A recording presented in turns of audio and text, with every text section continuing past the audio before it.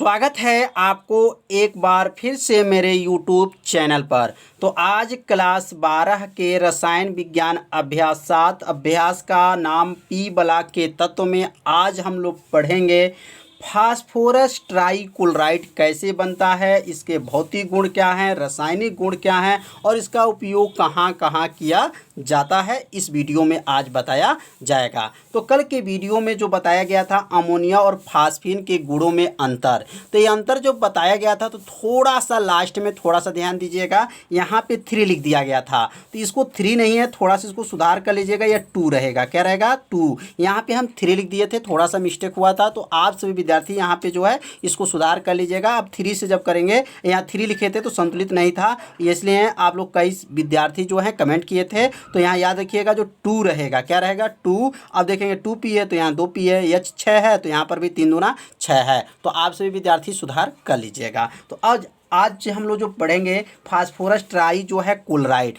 कैसे बनता है। तो फास्फोरस ट्राइक्लोराइड का सूत्र क्या होता है? PCl3 होता है। क्या होता है? PCl3 होता है, इसको याद रखे रहिएगा। तो कैसे बनेगा? तो लिखेंगे सफ़ेद फास्फोरस पर शुष्क क्लोरीन से क्रिया करके फास्फोरस ट्राइक्लोराइड बनता है। मतलब जो सफ़ेद फास्फोरस हम लोग पढ़े हैं, सफ़ेद फास्फोरस का सूत्र क्या होता है? तो P4 होता है, और उसमें शुष्क क्लोरीन के साथ जब मिला करके जब गर्म किया जाता है तो क्या बनता है? Phosphorus trichloride. 3 है तो इसलिए ट्राई कहा जाता है, और 5 रहता है तो पेंटा कहा जाता है। तो 3 यहाँ होने की वजह से क्या कहेंगे? फास्फोरस ट्राइक्लोराइड बनता है। कितना छोटा रिएक्शन है, यह सफ़ेद फास्फोरस है और यह क्लोरीन है, दोनों को मिलाया गया तो क्या बना? फास्फोरस ट्राइक्लोराइड बना। तो आप सभी विद्यार्थी से नोट करते चलिए, जिससे एक नोट्स भी आपका बनता रहे। अब भौतिक गुण समझेंगे, मतलब जो है फास्फोरस ट्राइक्लोराइड का जो भौतिक गुण क्या है। तो यहाँ लिखेंगे कि यह रंगहीन गतिशील द्रव है। क्या है? रंगहीन है और गतिशील जो है द्रव है, मतलब गति करने वाला जो है यह द्रव है। इसमें दुर्गंध आती है। इसमें क्या होती है? दुर्गंध, मतलब दूर तक उसका गंध होता है, इसलिए लिखा गया दुर्गंध होती हैं। मतलब इसका जो गंध होता है वो बहुत दूर तक जाता है, इसलिए लिखेंगे दुर्गंध आती है। इसका क्वथनांक कितना होता है? तो इसका क्वथनांक जो होता है 73.5 डिग्री सेल्सियस होता है। मतलब फास्फोरस ट्राइक्लोराइड का जो क्वथनांक है वह 73.5 डिग्री सेल्सियस होता है। तो समझ में आ गया होगा कि फास्फोरस ट्राइक्लोराइड कैसे बना, इसके भौतिक गुण क्या हैं। अब हम लोग समझेंगे रासायनिक गुण। रासायनिक गुण का मतलब यह होता है जो केमिकल प्रयोगशाला में बनाते हैं वह दूसरे से जब क्रिया करता है तो किस में लिखा जाता है? रासायनिक गुण में लिखा जाता है। तो यहाँ पे अभी हम लोग कौन से केमिकल को बनाए हैं? तो फास्फोरस ट्राइक्लोराइड को बनाए हैं। तो फास्फोरस ट्राइक्लोराइड जो है अलग अलग तत्वों के साथ जब क्रिया करेगा तो क्या क्या बनेगा, इसमें लिखना रहता है। तो अब यहाँ लिखेंगे रासायनिक गुण में पहला जो लिखेंगे कि यह जल के साथ क्रिया करके फास्फोरस अम्ल बनाती हैं। क्या बनाती हैं? फास्फोरस अम्ल बनाती हैं। तो यहाँ लिख लेंगे ये जल के साथ क्रिया करके फास्फोरस अम्ल बनाती हैं। तो यह इसका नाम क्या है? फास्फोरस ट्राइक्लोराइड है, और यह जल है, दोनों को मिलाएंगे तो क्या बनेगा? फास्फोरस अम्ल बनता है, और उसके साथ हाइड्रोक्लोरिक अम्ल भी प्राप्त होता है। तो समझ में आ गया होगा कि जब जल से क्रिया करता है कौन करेगा? फास्फोरस ट्राइक्लोराइड करेगा, तो क्या बनेगा? फास्फोरस अम्ल बनेगा, और उसके साथ जो है हाइड्रोक्लोरिक अम्ल भी बनेगा। दूसरा लिखेंगे यह ऑक्सीजन से क्रिया करके फास्फोरस ऑक्सी ट्राइक्लोराइड बनाती हैं। मतलब ये ऑक्सीजन से जब क्रिया करता है तो क्या बनता है? तो लिखेंगे कि यह ऑक्सीजन से जब क्रिया करता है तो फास्फोरस ऑक्सी ट्राइक्लोराइड बनाती है। तो यह लिखेंगे फास्फोरस ट्राइक्लोराइड है और ऑक्सीजन को मिलाया गया है तो क्या बना है? फास्फोरस ऑक्सी ट्राइक्लोराइड बना है। तो समझ में आ गया होगा कि यह जो रिएक्शन आपको बताया जा रहा है तो आप सभी विद्यार्थी जरूर नोट कर रहे होंगे, और नोट करेंगे तो आपको क्या होगा? अच्छे से समझ में भी आएगा। अब तीसरा जो है यह क्लोरीन से अभिक्रिया करके, मतलब यह क्लोरीन मतलब यह कौन? फास्फोरस ट्राइक्लोराइड है। और किससे क्रिया करेगा? क्लोरीन से जब अब क्रिया करता है तो फास्फोरस पेंटाक्लोराइड बनता है। तो ये लिखेंगे फास्फोरस ट्राइक्लोराइड है और ये क्लोरीन से जब क्रिया किया है तो क्या बन गया? फास्फोरस पेंटाक्लोराइड बना। पेंटा का मतलब 5 है, तो यहाँ पे देखिए 5 मतलब 5, FeCl 5, इसको नाम हो गया फास्फोरस पेंटाक्लोराइड बना। तो समझ में आ गया होगा। यह 3 जो है रासायनिक गुण आपको यहाँ बताया गया और इस रिएक्शन को आपसे विद्यार्थी नोट करते चलिए। तो अब चौथा लिखेंगे कि यह सल्फर क्लोराइड से अब क्रिया करता है तो क्या बनता है? फास्फोरस थायोट्राइक्लोराइड बनाती हैं। तो यह लिख लेंगे यह सल्फर क्लोराइड से अब क्रिया करके क्या बनाती है? फास्फोरस थायोट्राइक्लोराइड बनाती है। तो वो PCl3 जो है इसका नाम क्या है? तो फास्फोरस ट्राइक्लोराइड है और इसका नाम क्या है? फास्फोरस जो है इसका नाम जो है सल्फर क्लोराइड है। ध्यान दीजिएगा, सल्फर क्या है? क्लोराइड है। और दोनों को जब मिलाया गया है तो यहाँ पे फास्फोरस पेंटाक्लोराइड भी बना है और फास्फोरस थायोट्राइक्लोराइड भी बना है। तो समझ में आ गया होगा कि यह रिएक्शन क्या क्या है? फास्फोरस ट्राइक्लोराइड, सल्फर या क्या है? क्लोराइड है और फास्फोरस पेंटाक्लोराइड भी बना है, फास्फोरस थायोट्राइक्लोराइड बना है। तो इसे रिएक्शन को आपसे विद्यार्थी नोट कर लीजिए। अब इसका उपयोग कहाँ करते हैं? मतलब फास्फोरस जो है ट्राइक्लोराइड का उपयोग कहाँ किया जाता है? तो यहाँ लिखेंगे कि फास्फोरस जो है ट्राइक्लोराइड का उपयोग जो है, पहला जो लिखेंगे एल्किल क्लोराइड बनाने में काम आता है। क्या आता है?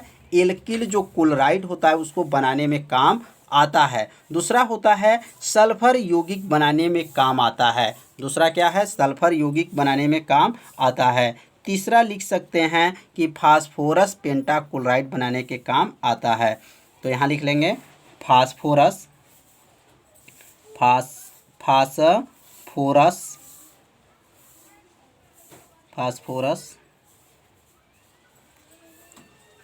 पेंटा ऑक्साइड बनाने के काम आता है, बनाने का काम आता है। तो समझ लिए होंगे कि फास्फोरस पेंटा ऑक्साइड बनाने का काम आता है। तो 3 यहाँ पे जो है उपयोग आपको बताया गया। तो यह इस उपयोग को आपसे विद्यार्थी नोट कर लीजिए। अब हम लोग पढ़ेंगे फास्फोरस पेंटाक्लोराइड कैसे बनता है। अभी हम लोग क्या पढ़े थे? फास्फोरस ट्राइक्लोराइड था। तो अब हम लोग पढ़ेंगे फास्फोरस पेंटाक्लोराइड कैसे बनता है, इसके प्रयोगशाला विधि क्या है, इसके भौतिक गुण क्या है, इसका उपयोग कहाँ किया जाता है, अब इसके बारे में समझेंगे। तो अब यहाँ लिखेंगे कि फास्फोरस पेंटाक्लोराइड क्लोरीन के साथ क्रिया करता है तो क्या बनता है? फास्फोरस पेंटाक्लोराइड बनता है। कितना आसान है। फास्फोरस ट्राइक्लोराइड है और क्लोरीन के साथ जब क्रिया किया है तो क्या बन गया? फास्फोरस पेंटाक्लोराइड बन गया। तो कितना रिएक्शन आसान है। तो इस रिएक्शन को आप सभी विद्यार्थी से नोट कर लीजिए, 2 बार पढ़िए, निश्चित ही आपको याद हो जाएगा। इसकी दूसरी जो विधि है इसको लिख सकते हैं सफ़ेद फास्फोरस तथा क्लोरीन के साथ क्रिया करके फास्फोरस पेंटाक्लोराइड बनाती है। जो सफ़ेद फास्फोरस होता है वह क्लोरीन के साथ जब क्रिया करता है तो क्या बनाता है? फास्फोरस पेंटाक्लोराइड बनाती हैं। तो P4 का नाम है सफ़ेद फास्फोरस और इसका नाम जो है क्लोरीन है। दोनों को जब मिलाया जाता है, मिला के गर्म करेंगे तो क्या बनेगा? फास्फोरस पेंटाक्लोराइड बनता है। तो समझ में आ गया होगा कि फास्फोरस पेंटाक्लोराइड कैसे बनता है। तो अब पढ़ेंगे इसके भौतिक गुण। भौतिक गुण क्या है? तो भौतिक गुण लिखेंगे कि यह रंगहीन ठोस होता है। पहला क्या लिखेंगे? कि यह रंगहीन ठोस होता है। और दूसरा जो है इसका क्या भौतिक गुण है, यहाँ पहला लिख लेंगे और यहाँ लिखेंगे दूसरा।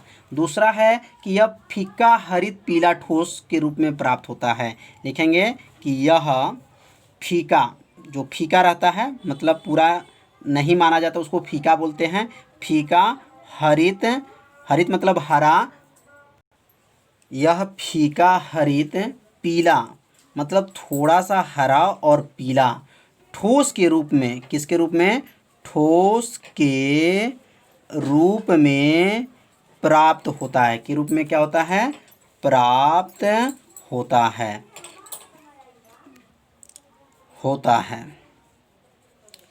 तो क्या होता है, यह पीला हरित मतलब यह फीका हरित पीला ठोस के रूप में क्या होता है, प्राप्त होता है। और तीसरा इसका जो है भौतिक गुण है कि इसका जो है क्वथनांक इसका 100 डिग्री सेल्सियस पे, कितने 100 डिग्री सेल्सियस से नीचे, 100 डिग्री सेल्सियस से जब नीचे इसका जो तापमान होता है नीचे, ऊर्ध्वापातन का मतलब यह होता है कि वह सीधे जो है गैस के रूप में हो जाता है, ऊर्ध्वापातन हो जाता है।